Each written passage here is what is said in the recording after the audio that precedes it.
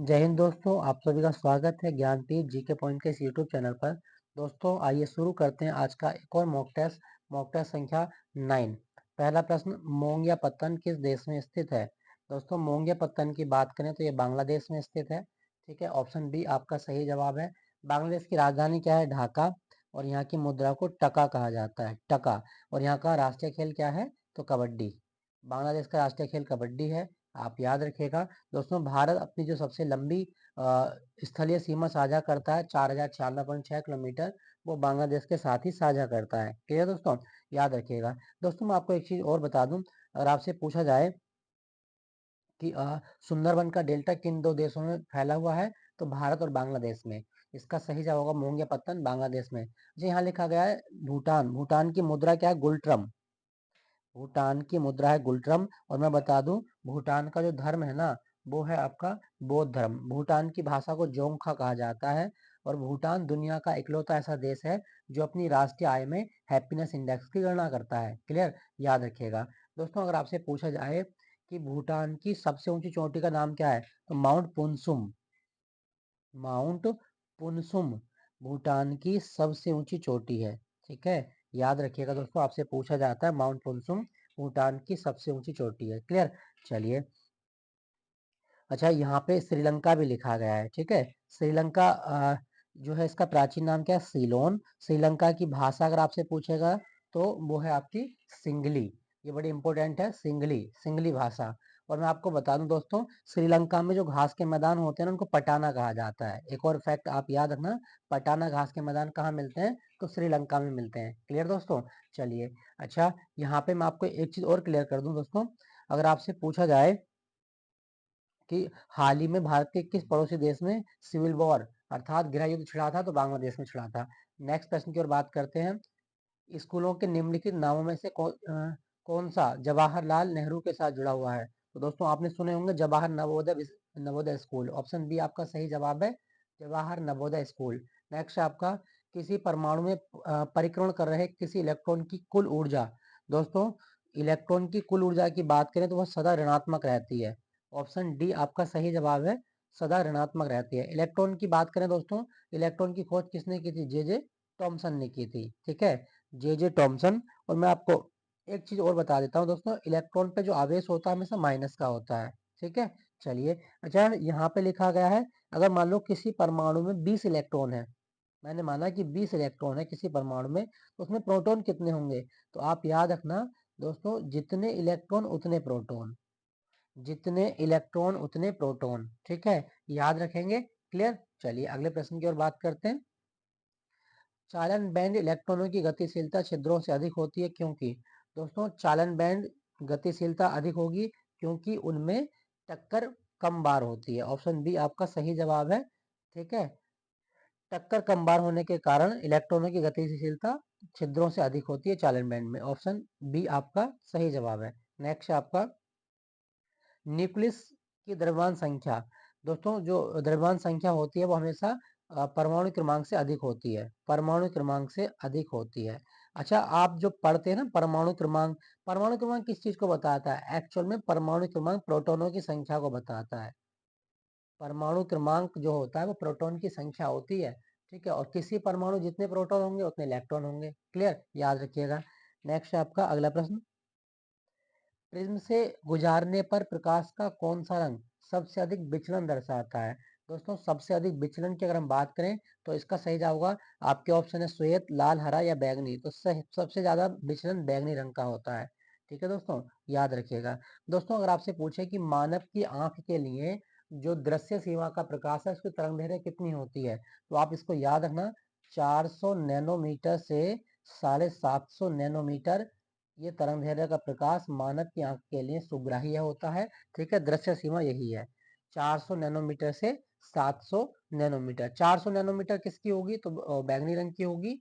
और 700 नैनोमीटर किसकी होगी? वो लाल रंग की होगी। तो सबसे ज्यादा तरंग दैर्ध्य किसकी होती है? लाल रंग की सबसे ज्यादा तरंग दैर्ध्य होती है। इसी दृश्य सीमा के भीतर मानव की आंख जो है वो प्रकाश को देख सकती है। अगर इससे कम होगा तो चीजें धुंधली हो जाएंगी, इससे ज्यादा होगा तो ये बहुत ज्यादा चमक आंखों पे डालेगा। तो आपको याद रखना है कि सुग्राह्य दृश्य सीमा का जो प्रकाश है वो कितनी तरंग दैर्ध्य का होता है, तो 400 नैनोमीटर से 750 नैनोमीटर। क्लियर। अगला प्रश्न,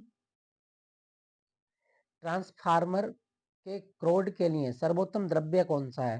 दोस्तों ट्रांसफार्मर क्रोड के लिए सर्वोत्तम द्रव्य नर्म लोहा होता है। ऑप्शन डी आपका सही जवाब है, नर्म लोहा।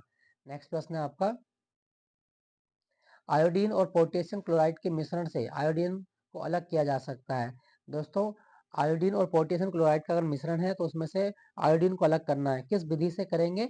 तो आप सब्लिमेशन के द्वारा करेंगे, ऊध्रपातन के द्वारा। ऑप्शन सी आपका सही जवाब है, सब्लिमेशन। Option C. नेक्स्ट प्रश्न, वह धातु पहचानिए जो निरावेशी प्रकार की है। निरावेशी कौन सी है दोस्तों? तो सही जवाब होगा आपका ऑप्शन, आपके ऑप्शन है क्रोमियम, कैडमियम, कोबाल्ट या स्वर्ण। सही जवाब होगा आपका स्वर्ण। स्वर्ण का संकेत क्या होता है? Au। और मैं बता दूं सोने का लैटिन नाम ओरम होता है। ओरम।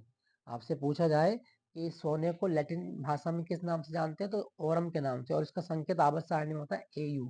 क्लियर दोस्तों। अच्छा दोस्तों यहाँ पे लिखा गया है आपका कोबाल्ट। क्या आपको पता है कि कौन सा विटामिन जो होता है वो कोबाल्ट की प्रचुरता से भरपूर होता है? तो वो होगा आपका विटामिन B12।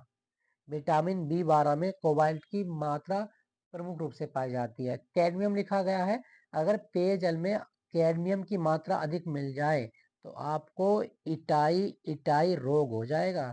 ठीक है, इटाई इटाई रोग। क्लियर। चलिए अगला प्रश्न,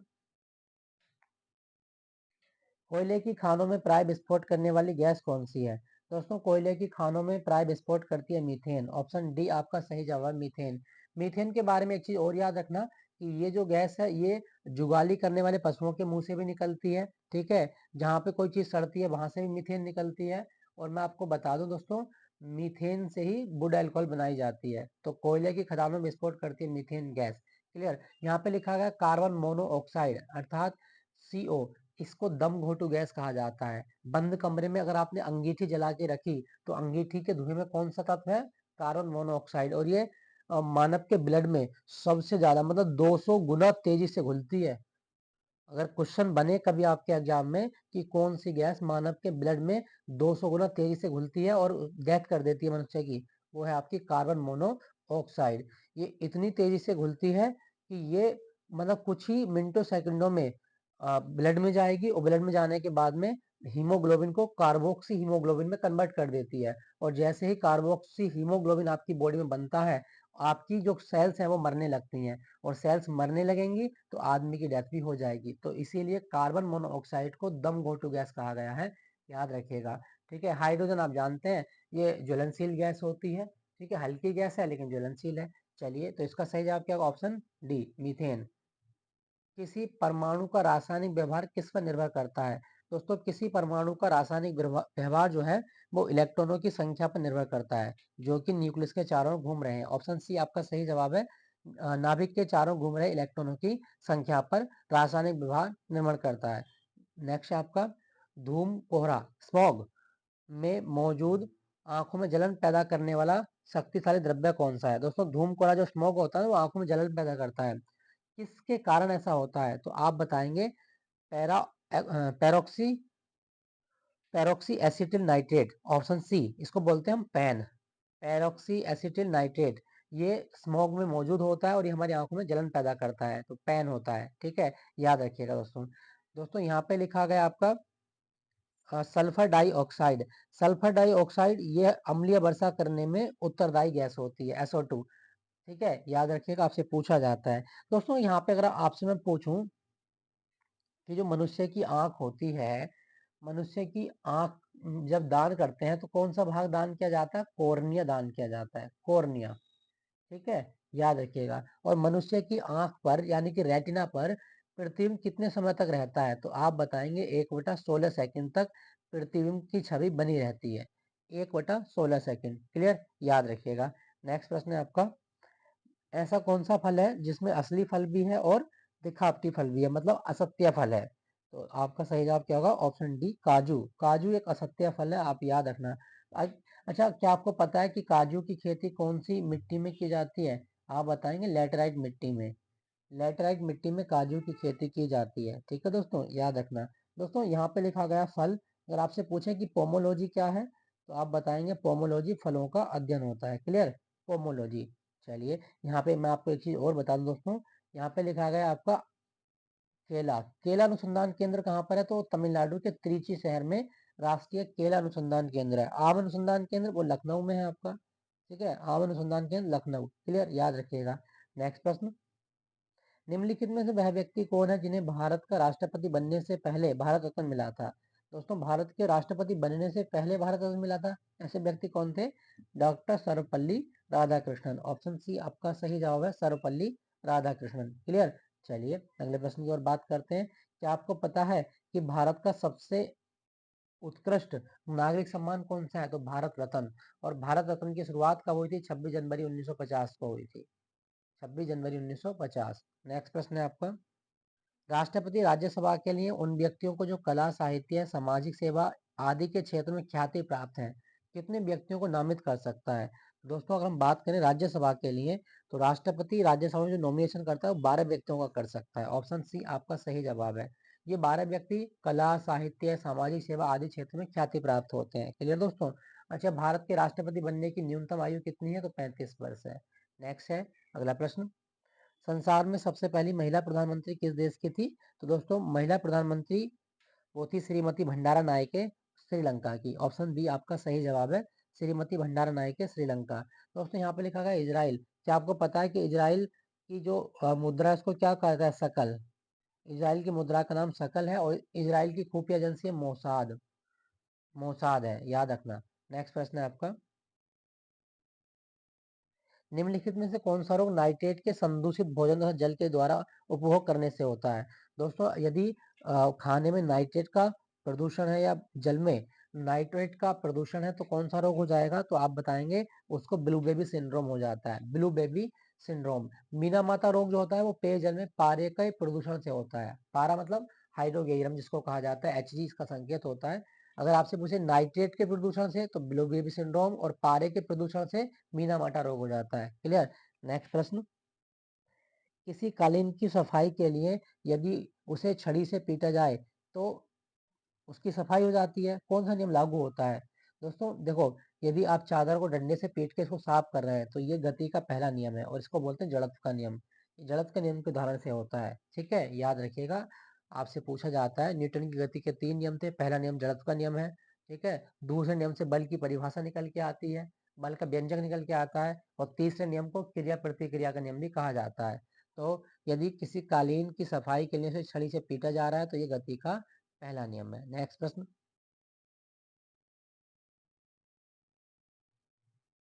शीत ऋतु के दिनों में हम किस प्रकार का मौसम किस प्रकार का होने पर ज्यादा ठंड महसूस करते हैं? दोस्तों, अगर शीत ऋतु में बात करें तो अगर मौसम साफ है ना तो हम ज्यादा ठंड महसूस करेंगे। ऑप्शन ऑप्शन सी आपका सही जवाब है। ठीक है दोस्तों, क्या आपको पता है कि मौसम संबंधी घटनाएं वायुमंडल के किस भाग में होती हैं? क्षोभ मंडल में होती हैं। याद रखना, क्षोभ मंडल में मौसम संबंधी घटनाएं होती हैं। याद रखेंगे। चलिए अगला प्रश्न, भारत में सबसे बड़ा जनजातीय समुदाय कौन सा है? दोस्तों, भारत में सबसे बड़ा जनजातीय समुदाय है गोंड। ऑप्शन बी आपका सही जवाब है, गोंड सबसे बड़ा जनजातीय समुदाय है भारत में। क्लियर, याद रखेंगे, आपसे पूछा जाता है कई बार एग्जाम में।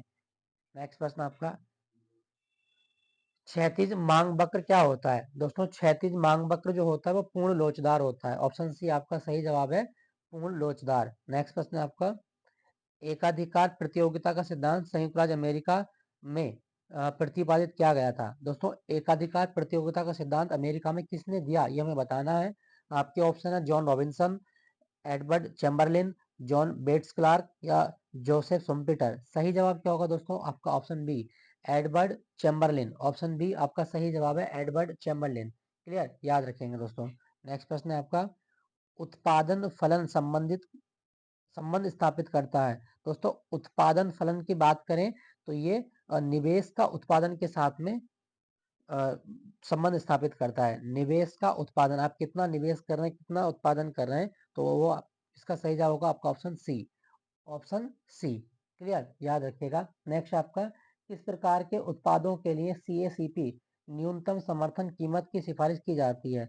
दोस्तों, अगर हम बात करें, जो न्यूनतम समर्थन मूल्य होता है वो कृषि उत्पादों के लिए जारी होता है। ठीक है, MSP जिसको कहा जाता है मिनिमम सपोर्टिंग प्राइस, तो MSP कृषि उत्पादों के लिए जारी होता है। अच्छा, क्या आप बता सकते हैं कि एमएसपी भारत में पहली बार कब लागू हुआ था?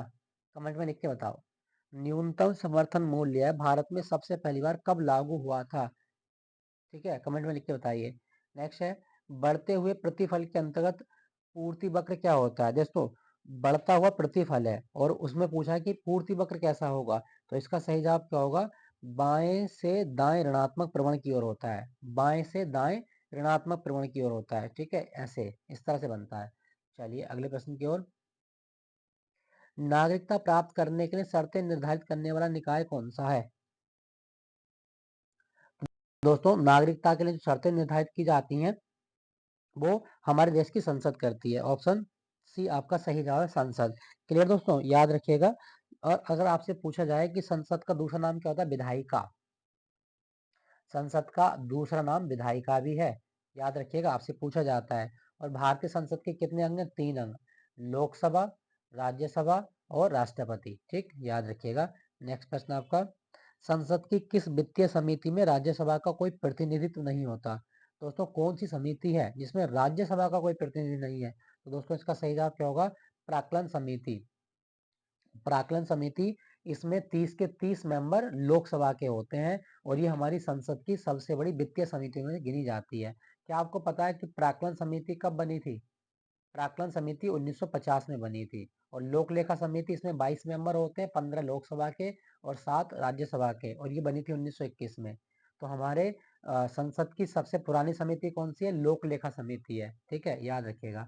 नेक्स्ट प्रश्न आपका, भारतीय संविधान नागरिकों के लिए आर्थिक न्याय किसके माध्यम से सुनिश्चित करता है?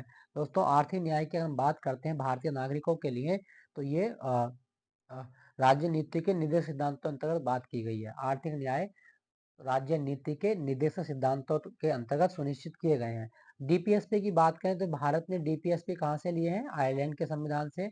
आर्टिकल 36 से 51 में इनका उल्लेख है, ये भी आपको याद रखना है। ठीक है, पूछा जाता है आपके एग्जाम में, तो ये भी आपको याद रखना। और मैं आपको बता दूं दोस्तों कि आयरलैंड के संविधान में भी डीपीएसपी कहाँ से आए थे? स्पेन से आए थे। ठीक है, तो आयरलैंड ने कहाँ से लिए? स्पेन ने। और भारत ने कहाँ से लिए? आयरलैंड से लिए। क्लियर, याद रखते हैं। अच्छा, यहाँ पे मैं आपको एक चीज और बता दूं, यहाँ पे लिखा गया मौलिक कर्तव्य। तो मौलिक कर्तव्य लिए गए यूएसएसआर से और मौलिक अधिकार लिए गए यूएसए से। याद रखिएगा, मौलिक अधिकार अमेरिका से और मौलिक कर्तव्य सोवियत संघ से लिए गए थे। नेक्स्ट प्रश्न है आपका, संविधान का व्याख्या कौन करता है? दोस्तों, संविधान का जो व्याख्याकार है वो कौन है? सही जवाब होगा आपका ऑप्शन सी, भारत की न्यायपालिका। सुप्रीम कोर्ट संविधान का संरक्षक है और उसका व्याख्याकार भी है, न्यायपालिका, ऑप्शन सी। संविधान दिवस कब होता है? 26 नवंबर को।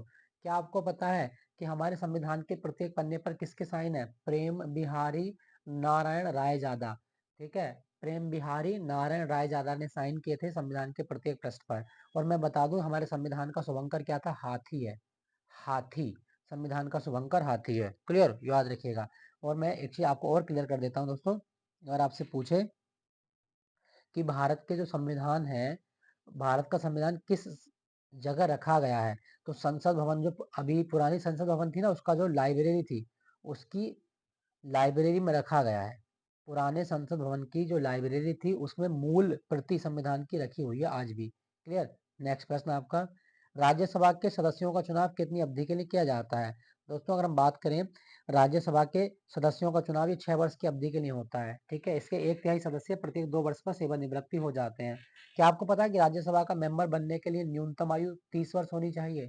याद रखेंगे, 30 वर्ष न्यूनतम आयु होनी चाहिए। राज्यसभा का गठन कब हुआ था पहली बार? 3 अप्रैल 1952 को। भारत में जो पहली राज्यसभा गठित हुई वो 3 अप्रैल 1952 को गठित हुई थी। क्लियर, याद रखिएगा। नेक्स्ट प्रश्न, ज्ञानपीठ पुरस्कार किस क्षेत्र में दिया जाता है? दोस्तों, ज्ञानपीठ भारत का सर्वोच्च साहित्य सम्मान है, साहित्य के क्षेत्र में दिया जाता है। ऑप्शन ए आपका सही जवाब होगा। और सबसे पहला ज्ञानपीठ अवार्ड 1965 में मलयाली भाषा के लेखक जी शंकर कुरुप को दिया गया था। नेक्स्ट प्रश्न आपका, यूएनओ का महासचिव बनने वाला प्रथम अफ्रीकी नागरिक कौन था? दोस्तों, संयुक्त राष्ट्र संघ का जो महासचिव था पहला अफ्रीकी, वो कौन था? Boutros Ghali. ऑप्शन बी आपका सही जवाब, बुतरस घाली। दोस्तों, यूएनओ कब बना था? तो 24 अक्टूबर 1945 को बना था। ठीक है, 24 अक्टूबर। अभी इसकी कल ही तो 24 अक्टूबर बीता है, तो इसकी वर्षगांठ ही मनाई गई थी, तो 24 अक्टूबर 1945 को। यूएनओ का मुख्यालय कहाँ पर है? न्यूयॉर्क में है, न्यूयॉर्क। क्लियर, याद रखेंगे। और यूएनओ की भाषाएं कितनी है? यूएनओ की भाषाएं 5। कौन कौन सी? अंग्रेजी है, फ्रेंच है, रसियन है, स्पेनिश है और चाइनीज है। ठीक है, ये आप याद रखिएगा। चलिए अगला प्रश्न। लाला लाजपत राय किसके विरुद्ध प्रदर्शन कर रहे थे जब वे पुलिस की नृशंसता का शिकार हुए थे? दोस्तों, लाला लाजपत राय जो मतलब मारे गए थे, वो साइमन कमीशन के विरोध में मारे गए थे। ठीक है, पुलिस द्वारा लाठीचार्ज करने पर इनकी डेथ हुई थी। ऑप्शन सी आपका सही जवाब है, साइमन कमीशन, जो कि 1928 में भारत आया था। ठीक है, याद रखेंगे, ऑप्शन सी इसका सही जवाब है। नेक्स्ट प्रश्न है, ऋग्वैदिक आर्य पशुचारी लोग थे, इस तथ्य से पुष्ट होता है, मतलब ऋग्वैदिक लोग जो थे वो पशुचारी थे, ऐसा किस बात पर हमने इसको डिफाइन किया है? तो आप बताएंगे कि उनके द्वारा जो युद्ध लड़े गए थे वो गायों के लिए लड़े गए थे। साथ साथ अ, उपहार में गाय दी जाती थी और गाय का बड़ा महत्व था, गाय पवित्र मानी जाती थी। तो इसका सही जवाब क्या होगा? Option D. ऋग्वैदिक लोग पशुचारी थे, ये इस बात से स्पष्ट होता है कि ऋग्वेद में गाय के अनेक संदर्भ हैं, गायों के लिए युद्ध लड़े गए, साथ साथ गाय उपहार में पुरोहितों को दी जाती थी। ये सारे ऑप्शन आपके सही हैं। ठीक है, क्या आपको पता है कि नेपाल का राष्ट्रीय पशु गाय है? नेपाल का राष्ट्रीय पशु गाय है। नेक्स्ट प्रश्न, खजुराहो का मंदिर का निर्माण किसने करवाया था? दोस्तों, खजुराहो के मंदिर ये बनवाए थे चंदेल वंश के राजाओं ने। ऑप्शन ऑप्शन ए आपका सही जवाब है, चंदेल वंश के राजाओं द्वारा खजुराहो के स्मारक बनवाए गए और ये मध्य प्रदेश में है। ठीक है, मध्य प्रदेश। खजुराहो के मंदिर जैन धर्म, बौद्ध धर्म और हिंदू धर्म का प्रतिनिधित्व करते हैं, ये भी आपको याद रखना है। ठीक है, और ये जो मंदिर है ना, खजुराहो के मंदिर, ये पंचायतन शैली में बने हैं। पंचायतन शैली बहुत इंपॉर्टेंट है, पूछा जाता है। ठीक है दोस्तों, तो ये था दोस्तों आज का 35 क्वेश्चनों का मॉक टेस्ट। इसके अतिरिक्त हम कुछ एक्स्ट्रा फैक्ट के बारे में बात करेंगे और एक ऐसी मिट्टी के बारे में बात करेंगे जो भारत की बहुत ही उपजाऊ मिट्टी मानी जाती है। देखो, मैंने आपको लैटेराइट मिट्टी के बारे में पढ़ा दिया है, अब मैंने आपको काली मिट्टी के बारे में फैक्ट बता दिए हैं। आज हम पढ़ेंगे जलोढ़ मृदा के बारे में। तो जलोढ़ मृदा के बारे में क्या क्या फैक्ट है, वो पहला फैक्ट आप याद रखें, यह मृदा विस्तृत रूप से फैली हुई है और यह देश की महत्वपूर्ण मृदा है। देखो, भारत के 40% हिस्से पे ना जलोढ़ मृदा का विस्तार है, ये आप याद रखना। मतलब सबसे ज्यादा जो एरिया है किस मिट्टी का है, वो आपका जलोढ़ मिट्टी। जलोढ़ को इंग्लिश में क्या बोलते हैं? Alluvial, alluvial soil. ठीक है, याद रखेंगे। नेक्स्ट है, वास्तव में संपूर्ण उत्तरी मैदान जलोढ़ मिट्टी से निर्मित है। अब यही यहीं से क्वेश्चन बना है आपके एग्जाम में कई बार, आपसे पूछेगा कि उत्तर भारत के विशाल मैदानों में कौन सी मिट्टी का विस्तार है? आपका आंसर होगा जलोढ़ मिट्टी। ठीक है, याद रखिएगा। यह मृदाएं हिमालय की 3 महत्वपूर्ण नदियों, सिंधु तंत्र, गंगा तंत्र और ब्रह्मपुत्र तंत्र की नदियों द्वारा बहाकर लाए गए निक्षेपों से बना है। देखो कितना इंपॉर्टेंट है। हिमालय तंत्र की जो 3 मुख्य नदियां है ना, गंगा, सिंधु, ब्रह्मपुत्र, इन नदियों द्वारा जो डिपॉजिट बहाकर लाए गए हैं, उनसे डिपॉजिट से अपना ये इन इस मिट्टी का निर्माण होता है। और ये मिट्टी इतनी महत्वपूर्ण है, अभी आगे पढ़ेंगे। एक संकरे गलियारे के द्वारा ये मृदाएं राजस्थान और गुजरात तक फैली हुई हैं। देखो, गुजरात तक भी इनका विस्तार है, राजस्थान तक विस्तार है, साथ साथ ये उत्तर भारत के मैदानों में मिलती है। पूर्वी तटीय मैदान विशेषकर महानदी, देखो महानदी, गोदावरी, कृष्णा, कावेरी नदियों के डेल्टा भी जलोढ़ मिट्टी के बने हैं। और भारत में सबसे अधिक जो कृषि समृद्ध क्षेत्र है ना, वो महानदी क्षेत्र, गोदावरी क्षेत्र, कृष्णा क्षेत्र, कावेरी नदी क्षेत्र। क्यों है? क्योंकि इन नदियों के क्षेत्रों में कौन सी मिट्टी बनी है? जलोढ़ मिट्टी। और जलोढ़ मिट्टी भारत की सबसे उपजाऊ मिट्टी होती है, इसीलिए इन नदियों का क्षेत्र कृषि समृद्ध क्षेत्र माना जाता है। क्लियर, चलिए आगे। कणों के आकार या घटकों के अलावा मृदाओं की पहचान उनकी आयु से भी होती है। ठीक है, आयु के आधार पर जलोढ़ मृदा 2 प्रकार की होती है, वेरी इंपॉर्टेंट। जलोढ़ मिट्टी के 2 प्रकार हैं, एक होती है पुरानी जलोढ़ जिसको बोलते हैं बांगर, एक होती है नई जलोढ़ जिसको बोलते हैं खादर। तो पुरानी जलोढ़ होगी तो उसको आप बांगर कहते हैं, और नई जलोढ़ है तो वह है खादर। बांगर में कंकर ग्रंथियों की मात्रा ज्यादा होती है, मतलब बांगर की जो मिट्टी होती है वो कंकरीली या पथरीली होती है, उसमें आप पत्थर के जो डिपॉजिट होंगे वो ज्यादा देखेंगे। खादर में बांगर की तुलना में कण महीन पाए जाते हैं। तो इन दोनों में बेस्ट कौन हो गई? इन दोनों में बेस्ट हो गई आपकी खादर। खादर में मृदा के जो कण है ना, जो क्लिंकर है, वो बहुत बारीक होते हैं। ठीक है, जिसमें कृषि करने में आसानी हो जाती है। ठीक, नेक्स्ट है, जलोढ़ मृदाएं बहुत उपजाऊ होती हैं। अधिकतर जलोढ़ मृदाएं पोटास, फास्फोरस व चूना युक्त होती हैं, जो इनको गन्ने, चावल, गेहूं और अन्य अनाजों, दलहन फसलों की खेती के लिए उपयुक्त बनाती हैं। ठीक है। अधिक उपजाऊपन के कारण जलोढ़ मृदा वाले क्षेत्रों में गहन कृषि की जाती है। यहाँ जनसंख्या घनत्व भी अधिक है। सूखे क्षेत्रों की मृदाएं अधिक क्षारीय होती हैं। इन मृदाओं का सही उपचार और सिंचाई करके इनकी पैदावार बढ़ाई जा सकती है। तो ये सारे फैक्ट आपने पढ़े आज एल्यूवियल सॉइल के बारे में। आई होप ये सेशन आपको अच्छा लगा होगा। अच्छा लगा तो लाइक कीजिएगा, दोस्तों के साथ शेयर कीजिएगा और जो प्रश्न आपसे पूछा गया उसका आंसर करें।